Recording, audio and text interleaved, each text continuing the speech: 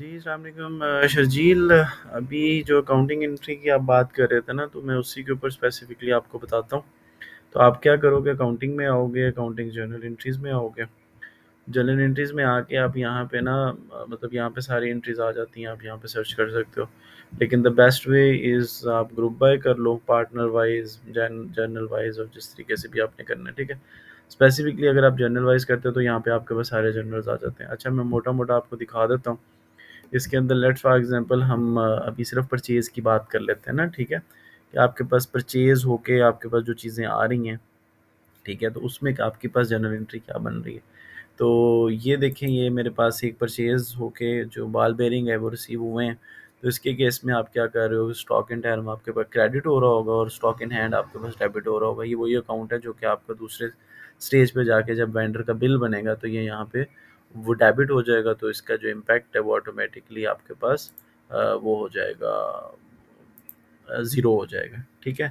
तो मैं इसको डुप्लिकेट कर लेता हूँ, एक और खोल लेता हूँ टैब। तो वहाँ पे मैं आपको जर्नल एंट्री पे वापस जाता हूँ। तो यहाँ पे आपको एक इसका ही दोबारा आपको दिखाता हूँ वेंडर बिल, ठीक है। तो वेंडर बिल के केस में ये देखिएगा, ये मंसूर ट्रेडर्स का है, मेरे पास एक और वेंडर बिल है। तो यहाँ पे ये इसने स्टैंडर्ड टैक्स भी 18% अप्लाई किया हुआ है। तो ये देखिएगा, ये मैं साथ साथ आपको दोबारा दिखाता हूँ कि यहाँ पे ये क्रेडिट हुआ हुआ था, तो यहाँ पे ये डेबिट हुआ हुआ है। तो जो टैक्स पेएबल है वो भी आपके पास डेबिट है, और आपके पास पेएबल टू सप्लायर है वो आपके पास देन आपके वो आ रहा होगा, आपके पास क्रेडिट अमाउंट आ रही होगी जो कि टोटल होगी। तो यहाँ पे ये जो भी आप जीएल बैकएंड पे सेट कर रहे होंगे परचेज टैक्सेस वगैरह के, तो वो उसी में आपका इम्पैक्ट जा रहा होगा। अभी के लिए मैंने ये परचेज टैक्स पेएबल किया हुआ है, तो इसका इम्पैक्ट आपके पास यहाँ पे आ रहा होगा, ठीक है। तो यहाँ पे अगेन मैं इसको एक और टैब में खोल लेता हूँ इसकी पेमेंट, ताकि आपको ये पूरा साइकिल कंप्लीट आपको मैं करके दिखा दूँ। तो पेमेंट के लिए भी अगेन मैं इसको ग्रुप बाय करूँगा जर्नली, ठीक है। और यहाँ पे पेमेंट दिखा देता हूँ। आप बैंक के जर्नल में जाओगे तो बैंक के जर्नल में मेरे पास ये मंसूर की ही पेमेंट हुई हुई है, ठीक है, 1180 की, ठीक है। तो यहाँ पे ये देखिएगा मेरे पास क्योंकि विद होल्डिंग टैक्स का कॉन्सेप्ट इसमें लगा हुआ है। मैंने आपको लास्ट वीडियोस में बताया था कि कैसे आपने विद होल्डिंग टैक्स कैलकुलेट करवाना है ऑटोमेटिकली। वो जितनी भी परसेंटेज लगाएंगे वो at the time of payment आपके पास ऑटोमेटिकली कट जाएगी। तो आपके पास विद होल्डिंग क्रेडिट हो जाएगी, और बैंक आपके पास उतनी अमाउंट से उसका रिमेनिंग पार्ट जो होगा उसके अमाउंट उसके हिसाब से आपके पास क्रेडिट हो जाएगी, और आपकी फुल जो पेमेंट है पेएबल टू सप्लायर वो आपके पास डेबिट हो जाएगा। अच्छा, इस यहाँ पे ये जो जर्नल है ये गलत लगा हुआ है, कैश का लगा हुआ है। यहाँ पे विद होल्डिंग टैक्स का हम जर्नल लगा देंगे, तो उसी के अंदर इसका जो क्रेडिट इम्पैक्ट है वो जा रहा होगा। देन फाइनली आपके पास जब टैक्स चलान आ रहे होंगे तो देन आप जर्नल एंट्रीज की एक पोस्ट कर देंगे।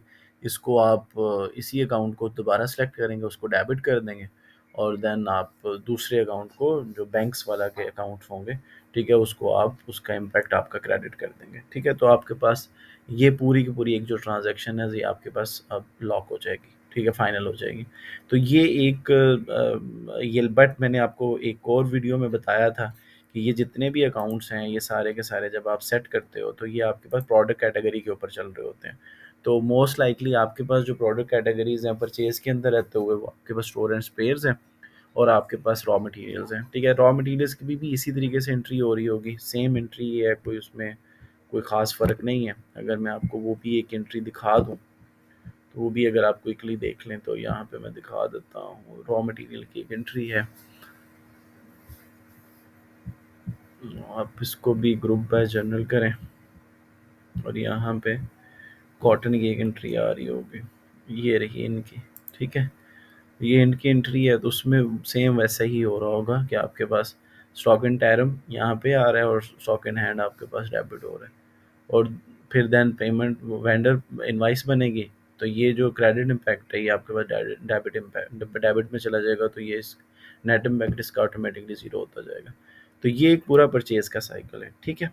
अच्छा, अब मैं बात करता हूँ सेल के साइकिल की, इसको आप नोट कर लीजिएगा, ठीक है। अब हम सेल के साइकिल की बात करते हैं। मैं अगेन इसको जर्नल को क्लिक करता हूँ। अब सेल के साइकिल में भी अगेन मैं इन्वेंट्री के ही प्रोसेस में जाऊँगा, और यहाँ पे मैं देखूँगा कि मैंने अपना जो आउट किया है स्टॉक, उसको मैंने कैसे क्या देखना है। अच्छा, उससे पहले मैं आपको क्या दिखाता हूँ, उससे पहले मैं आपको एक दिखाता हूँ अपने रॉ मटेरियल्स को कंज्यूम करवा के। रॉ मटेरियल मेरा कंज्यूम क्या हो रहा होगा। तो यहाँ पे मैं एक कंजम्पशन का मूव आपको दिखा रहा हूँ। रॉ मटेरियल का दिखाता हूँ सबसे पहले। ठीक है, लेट्स फॉर एग्जांपल आपने रॉ मटेरियल बाय कर लिया। ठीक है, अब रॉ मटेरियल को आपने कंज्यूम करवाना है। तो रॉ मटेरियल को जब आप कंज्यूम करवाएंगे, तो जब आप कंजम्पशन चला रहे होंगे उसकी, जो मैंने आपको पिछली वीडियो में बताया था, तो स्टॉक इन हैंड आपका क्रेडिट हो जाएगा और आपका WIP रॉ मटेरियल के नाम से हम पीछे बैकएंड पे एक GL बनाएंगे। ठीक है, तो उसका इम्पैक्ट आपके पास डेबिट हो जाएगा। आप सिस्टम को ज़रूर लॉगिन करके देखिएगा, ये मेरी वीडियो पे ना रहिएगा। आप इनके अकाउंट के जो टाइटल्स हैं वो आप जाके देख लीजिएगा, WIP किस उसमें खुला हुआ है। आप जाएंगे यहाँ पे, ये अकाउंट में जाओगे। ठीक है, तो देन फाइनली आपको ये बता रहा होगा कि ये जो अकाउंट है मेरा, ये करंट एसेट में ये देखिएगा खुला हुआ है। ठीक है, तो ये आपने चीज़ें मुझे वेरीफाई करके बतानी है। ठीक है, ये आप ज़रूर देख लीजिएगा, वीडियो पे मत जाइएगा।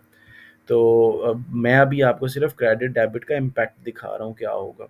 तो जब आप स्टॉक की कंजम्पशंस आप डाल रहे होंगे, तो जो मैंने कॉटन बाय की थी, उस कॉटन को जब मैंने कंज्यूम करवाना है, तो यहाँ पे WIP रॉ मटेरियल्स मैं आपके पास डेबिट कर रहा हूँ। ठीक है, तो ये इम्पैक्ट आ गया आपके पास उसका, कॉटन्स को बाय वो करने का। अच्छा, इसके बाद हम फिर, अब क्योंकि कॉटन कंज्यूम करवा लिया, अब मैं आपको दूसरी एक और एंट्री दिखाता हूँ जिसके अंदर अब फाइनली मेरे पास फिनिश गुड रिसीव हो रही है। ठीक है, तो कॉटन मैंने प्रोड्यूस की, कंज्यूम की। कंज्यूम करने के बाद मैंने क्या किया, ये वाली जो एक प्रोडक्ट है ना, ये जो काउंट है, ठीक है ना, ये वाला जो काउंट है, ये तो अपडेटेड क्वांटिटी की है ना। ये वाला जो काउंट है ना, क्रेडिट या ना, ये वाला जो, ठीक है, इसके लिए जब मैं स्टॉक रिसीव कर रहा हूँ, जिसको मैंने लास्ट प्रोसेस में आपको बताया था कि वो आप क्या करेंगे, पीछे एक इसके जो आइटम डेफिनेशन है उसके अंदर इसकी एक कॉस्ट डिफाइन आप कर दोगे। ठीक है, वो कॉस्ट कोई भी ABC दे दोगे। ठीक है, वो कॉस्ट वेरिएबल कॉस्ट है, वो आप चेंज करते रहोगे। ठीक है, बट वो एक इम्पैक्ट है, उसके अलावा जितने भी दूसरे इम्पैक्ट होंगे वो मुझे पता है आपके पास 1000 तरह के इम्पैक्ट है, वो आप मैनुअल एंट्रीज उसकी खुद बनाओगे, जर्नल एंट्री पोस्ट करवा दोगे खुद से, जैसे भी आप जो भी एक जर्नल वोचर बनाते हो। लेकिन जो सिस्टम ऑटोमेटिकली कर रहा होगा, वो जैसे ही आप उसका अपडेटेड क्वांटिटी डालोगे, लेट्स फॉर एग्जांपल इसकी क्वांटिटी 0 पड़ी थी, जब आपने कॉटन कंज्यूम की और ये प्रोडक्ट बना ली, प्रोड्यूस की, ठीक है, तो अब आप इसकी एक X क्वांटिटी रिसीव कर रहे हो अपने पास, ताकि इसकी फ्यूचर में आप डिलीवरीज बना सको। तो उसमें क्या होगा कि पिछली स्टेज पे आपके पास जब रॉ मटेरियल आपके पास, WIP रॉ मटेरियल आपके पास डेबिट हुआ था, तो इसका इम्पैक्ट अब क्रेडिट हो जाएगा, ताकि ये जो नेट इम्पैक्ट है इसका भी अगेन ऑटोमेटिकली जो है ना इम्पैक्ट, वो ज़ीरो होता जाएगा। ठीक है, क्योंकि अब आपने फाइनल प्रोडक्ट रिसीव कर ली है, तो स्टॉक इन हैंड आपके पास अगेन इसके केस में डेबिट हो जाएगा। ठीक है, तो ये यहाँ पे आपके पास इम्पैक्ट इस तरीके से आएगा। अच्छा, दूसरा इम्पैक्ट मैं आपको दिखाता हूँ इसके अंदर, अगेन जनरलिटी में दोबारा जाते हैं। तो ये मैंने आपको कंजम्पशन भी दिखा दी और मैंने आपको वो भी दिखा दिया स्टॉक अपडेट। ठीक है, दोनों के केसेस में क्या इम्पैक्ट हो रहा है। अच्छा, अब मैं आपको दिखाता हूँ स्टॉक को आप आउट कर रहे हो। ठीक है, फाइनली तो ये मेरे पास एक आउट की एंट्री पड़ी है।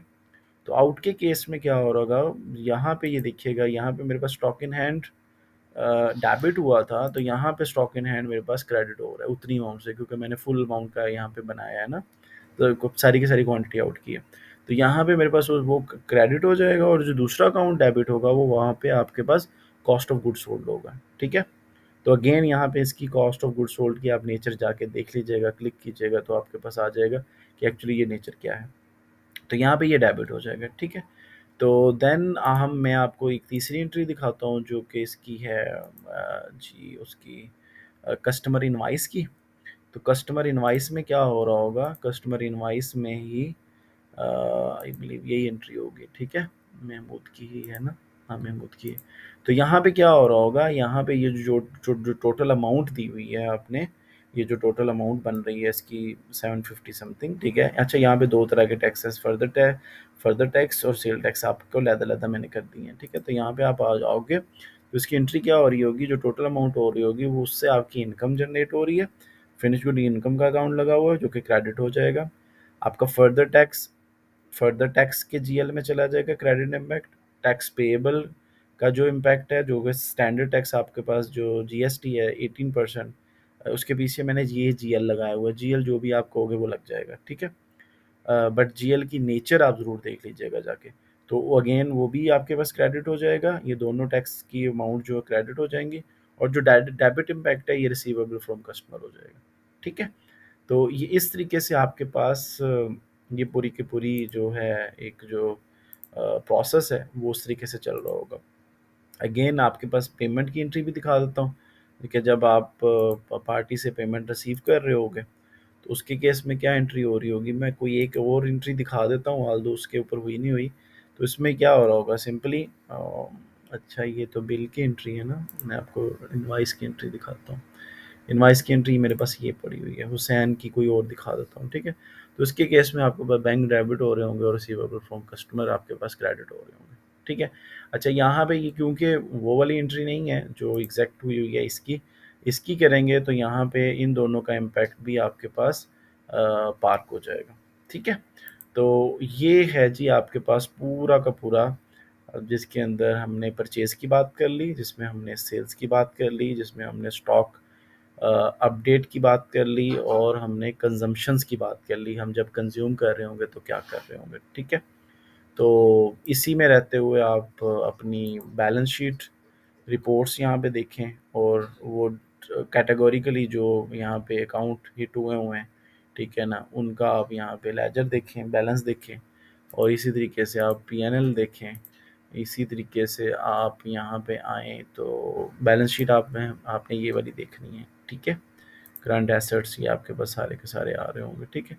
इसके बाद आपने जीएल अगर देखना है तो पार्ट जनरल लेजर यहाँ पे देखने हैं, तो यहाँ पे आप जनरल लेजर देख सकते हो, यहाँ पे अगेन सर्च करवा सकते हो, ग्रुप बाय कर सकते हो। और इसी तरीके से अगर आपने पार्टी के लेजर देखने, पार्टनर के लेजर देखने, तो यहाँ पे आप पार्टनर के लेजर देख सकते हो, ठीक है। अभी हमने लेट से जैसे मंसूर की बात की थी, तो ये देखिएगा ये मंसूर का लेजर है जो कि आपको दिखा रहा होगा, ठीक है। वो ऊपर आपने अगर इनको ख़त्म कर देंगे तो यहाँ पे एंट्रीज बढ़ जाएंगी इसकी, यहाँ पे, ठीक है। वो रिकनसाइल एंट्री और पोस्टेड एंट्री, पेएबल और रिसीवेबल, ये इस तरीके से आपके पास सारी एंट्रीज आ रही होती हैं, ठीक है। ये देखिए, तो ये है जी पूरी एक अकाउंटिंग एंट्री का मैंने एक क्विकली सा आपको ओवरव्यू दे दिया है। आप इसको प्लीज़ सिस्टम में जाएं, देखें, वीडियोस पे ना रहें, मैं बार बार आपको कह रहा हूँ, ठीक है। तभी आपको जाके आपका कॉन्सेप्ट 100% क्रिएट होगा। तो मैंने जो जीएल लगाने की बात की थी वो मैंने यहाँ पे की थी कि आप आओगे प्रोडक्ट कैटेगरी के अंदर, लेट्स से फिनिश गुड का मेरा जीएल है, तो फिनिश गुड के जीएल मैं इस तरीके से डिफाइन कर रहा हूँ, ठीक है। मैं आपको अपना फिनिश गुड ये वाला दिखाता हूँ, उसको ना देखिएगा, ये वाले को देखिएगा, ठीक है। ये मेरा फिनिश गुड है। तो इस तरीके से जो मैं इधर अकाउंट लगा रहा हूँ कि वैल्यूएशन अकाउंट कौन सा है, जर्नल कौन सा लगाऊंगा, इनपुट अकाउंट कौन सा लगाऊंगा, आउटपुट अकाउंट कौन सा लगाऊंगा, एक्सपेंस अकाउंट कौन सा लगाऊंगा, इनकम अकाउंट कौन सा लगाऊंगा, ये इस तरीके से जो अकाउंट्स आप यहाँ पे लगाएंगे वो वहीं पे जाके उनका ऑटोमेटिकली सिस्टम जब एंट्री बुक कर रहा होगा किसी भी यूज़र के एक्शन के ऊपर, जब वो ट्रांजैक्शनल डॉक्यूमेंट पोस्ट कर रहा होगा, तो इसी तरीके से उसकी बैक एंड पे एंट्री सेट हो रही होगी, ठीक है। आपके पास स्टोर एंड स्पेयर है, तो स्टोर एंड स्पेयर्स का भी कुछ इसी तरीके से हिट हो रहा होगा। स्टोर एंड स्पेयर्स का इनकम अकाउंट हो नहीं सकता, तो यहाँ पे हम इनकम अकाउंट इसका छोड़ देंगे। तो बट एनी हो, इसको आप देख लें, चेक करें, और मुझे इसके ऊपर आप अपना फीडबैक दें ताकि हम फर्दर फिर इसके ऊपर बात कर सकें। Thank you so much.